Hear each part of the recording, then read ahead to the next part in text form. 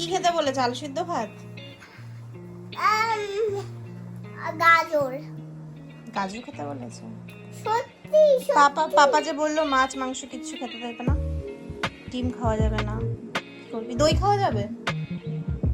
গাজর খাওয়া যাবে। গাজর খাওয়া যাবে, তা সারাদিন গাজর খেয়ে থাকতে হবে, তাই তো? হ্যাঁ, আমি গাজর খুব ভালোবাসি। গাজর হলো সবজি।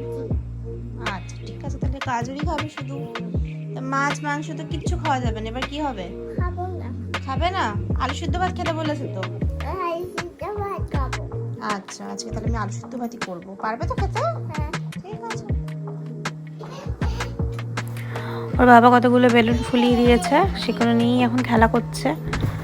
শুনতেই তো পারলে ডাক্তার কাছে গেছিলো, শরীরটা কদিন ধরেই খুব খারাপ।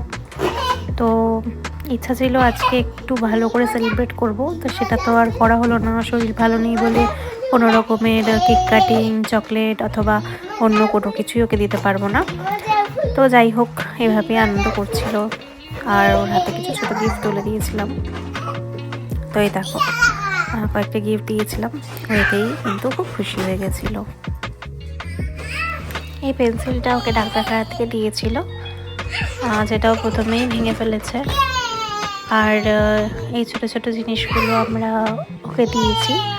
এখানে কল আর রবার একসাথে আছে, এটা দিয়ে একবারে কাটাও যায়, আবার রাবার আছে, তা একসাথে দুটো দিয়ে কাজ হয়ে যাবে। বাচ্চাদের খুবই সুবিধা হয় এটা ইউজ করতে।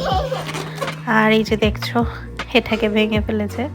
আর এটা রাবার পেন্সিল একসাথে ছিল, শরীরটা খারাপ হওয়াতে ডাক্তার কাছে যেতে হয়েছিল, সেখান থেকেই আজকে চিলড্রেন্স ডে উপলক্ষে দেওয়া।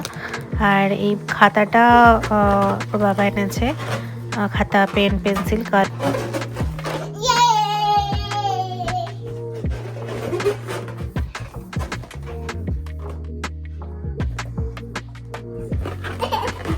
এগুলো কার?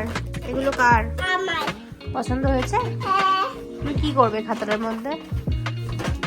আঁকবো। কি আঁকবে? Apple, mango, strawberry. বাহ। আমার ছোট তোয়া কিন্তু কালার করতে প্রচণ্ড ভালোবাসে, সেই জন্য কিন্তু আমরা ওকে কালারটাই দিয়েছিলাম। আর সাথে খাতা, যদিও পুরোনো খাতার মধ্যে এখন আঁকতে শুরু করেছে, কিন্তু কালারটা পেয়ে কিন্তু প্রচণ্ড খুশি হয়েছিল।